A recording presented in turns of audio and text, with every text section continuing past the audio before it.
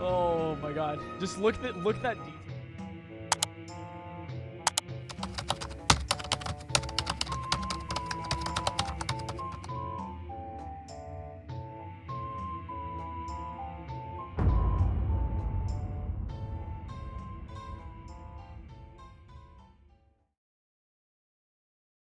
As time sweeps forward, it leaves us with many questions. What's to come? What will I do? Where will I be? But the one thing that is forever certain is that games are going to look better and better each year. Unless your name is Activision and you release the same game every year with a different title and a higher price tag. But this raises a question of its own. What if that wasn't true? Are you suggesting that Activision branch out and create a unique game with an in-depth story, fluid gameplay, and a nostalgia factor that'll have people playing for years to come? What if we could turn back time and make games look worse every year? I'm talking doo-doo. I'm talking CRT. I'm talking Android camera quality. Let's make Breath of the Wild look horrible. You might notice a little something is off about our boy Link when we wake up. Maybe it's the way his skin looks. Maybe it's how low resolution he is. Maybe it's the lifelessness in his eyes. Nevertheless, he looks pretty bad, doesn't he? I guess that means I succeeded. I wasn't actually going to make this video because I didn't think the idea was strong enough on its own to carry an entire video. But I did decide to try it out and make it look as bad as possible just to see for myself. And when I saw it for the first time, I knew that it was worthy of a full video. pointcrow made a video about making Breath of the Wild look as good as possible, and in that video, he also explored making it look bad for a little bit, but after my testing, he did not even scratch the surface of how bad it could get. You'll notice a lot of times interior walls just don't render in. Things that have glowing components just glow all over. The UI right now looks the same for you, but for me it looks a bit squished. That's because I've been lying to you this whole time. I've actually been playing the game in a 4:3 aspect ratio. I said I would make it look as bad as possible, and if I have to see it like this, then so do you. We got a beautiful look at the whole of Hyrule. I'm glad they have this scene in the game because it really gives you a feel for what this video is going to be like. I'll also sprinkle in some, let's call them reminder clips, of what the game is supposed to look like. After a while, I started to get used to playing it like this, and I just want to make sure everyone watching is regularly reminded of what the game is supposed to look like. The bokoblins look just as as you might imagine. No matter what I do to Breath of the Wild, the one thing that never seems to be affected are the chews. I have no idea why, but they never get affected by any mods I use. We went to the tower and activated it. All the pre-rendered cutscenes that played during my playthrough had this weird stutter pretty consistently. It's probably because I capped my in-game frame rate to 20 FPS. That's another thing that you might have noticed. I'm not really noticing it much while editing because I'm so used to it by now, but I'm sure this sucks for you guys. Most objects lose any textures they had before, just getting replaced by solid colors and lighting effects. Zelda calls out to us and we get another cutscene. Hyrule Castle sure looks great from on top of this tower. A lot of stuff like the outer part of this tower just becomes invisible. It was finally time to clear some shrines. For this one I used my incredible combat skills to best this mini guardian, and got my first orb. The forest was looking better than ever and like a perfect place to cook some food. I thought it would be cool to check out a Korok, and he didn't have a face. This is fine, there's going to be plenty of other faces to look at. Cryonis Shrine is next, and there was a speedrunning strat that I wanted to try for myself here. I've seen it done plenty of times, so I was sure I would be able to get at least really close. I shield surfed over to the Stasis Shrine and tried another speedrunning strat. This one is a fall damage cancel and should be super easy to pull off.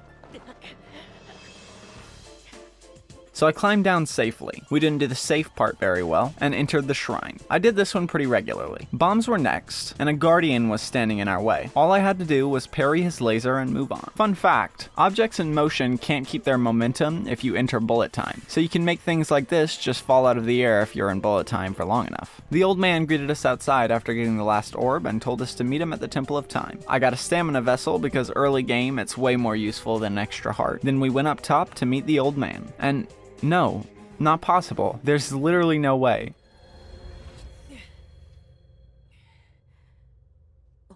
Oh my god, it's King Rome Bosphoramus Hyrule! I never would have suspected a plot twist like this one. We finally have the paraglider, and it was time for the real game to begin. I made a stop to get Majora's Mask, because it was going to save us a ton of time later on. Unfortunately, even with the paraglider, we still have to walk places, because I'm not talented enough to wind bomb or bullet time bounce. However, what I can do is whistle sprint, which will also save us a lot of time. Eventually, we made it to Kakariko Village and sold a bunch of our items. We bought some new armor and spoke to Impa. After a rather long conversation, I left. I still wanted to fight the Divine Beasts rather than go straight for Ganon, so we're gonna start with Varuda. Sidon wasn't looking quite himself today. A little under the weather, but we'll help him out so he feels better. King Dorephan must have whatever Sidon has. Eventually we got Muzu to tell us what we wanted, and I was headed to fight a Lionel. It didn't go quite as planned, the first or the second try, so I decided to just grab the shock arrows and go. But there was something wrong. Sidon didn't show up. I had the arrows, everything was in place, but he wasn't there. The quest was bugged, so even after all this work, I was forced to abandon it and move on to another Divine Beast. I grabbed a horse and started moving toward the Rito village, but I found that moving around the world is pretty difficult when things don't render until you're 5 feet in front of them. So I abandoned the horse and continued on foot. I got to the Rito village and headed up to the chief. I talked to Teba's wife, then headed off to find him at the flight range. He wanted to test my skills in combat, so I got ready and prepared to shoot some arrows. But wait, I'm out of bounds? I must have done something wrong. I'll try again. I'm out of bounds again. I was starting to understand what this meant. This quest was also bugged. But if both of these quests were bugged, then that would mean that all of them are probably bugged. So I took a break because I needed to tell you guys something. I've been lying to you this whole time. Again, I've actually been playing on this aspect ratio. Nah, I'm just kidding. I told you that this was as bad as it could look, but it actually isn't. For the sake of viewing pleasure, I refrained from setting it to the lowest resolution it could be, but since we're on break right now, I'll show you what it looks like. This is it. It wouldn't ruin the video completely, but I still want to make it bearable to look at, so we're gonna switch back. I wanted more health, so I went to take on some shrines. This one had that interior problem that made everything not there, so that's kinda cool. I beat it though. I got another heart container, then decided that I would try to beat one more Divine Beast. So I bought the Desert Vi outfit and entered Gerudo Town. Riju told me to retrieve the Thunder Helm, so I headed there and the walls didn't spawn, so I had to feel around for the entrance. I took all their bananas. This act did not please Master Koga, so my only option was to destroy him. I brought the Thunder Helm to Riju and was ready to board Vana Boris. She told me to meet her at an outpost. It was close by, but when I got there, she wasn't waiting. If there was no way to talk to her, then there was no way to complete the quest. And that meant it was another bugged quest. I wasted a lot of time doing all these missions all the way to the end just to not be able to complete it. I wasn't going to try for the 4th Divine Beast because I don't have the time to waste. So instead I cooked some food and prepared for the castle.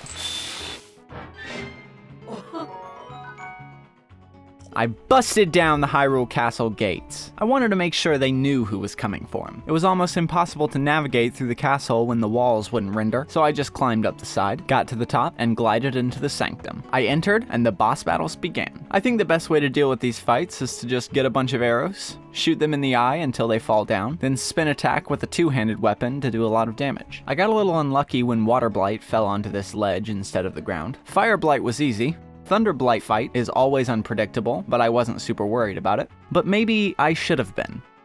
I didn't know the laser would one-shot me, so I tried again and got back to Thunder Blight. I tried getting behind this pillar, but it failed. One last try. Luckily this time we parried his laser and were able to beat him. And finally, Ganon. He looks a little extra skeletal in the face area if you notice. He wasn't taking too much damage, but we were slowly getting there. He ran back like a baby and then something happened. He despawned. It was my render distance. I set it as low as it could go and it made him despawn. Luckily he came back after, but he healed. I was gonna fight him anyway though. I should be able to finish this up pretty easily.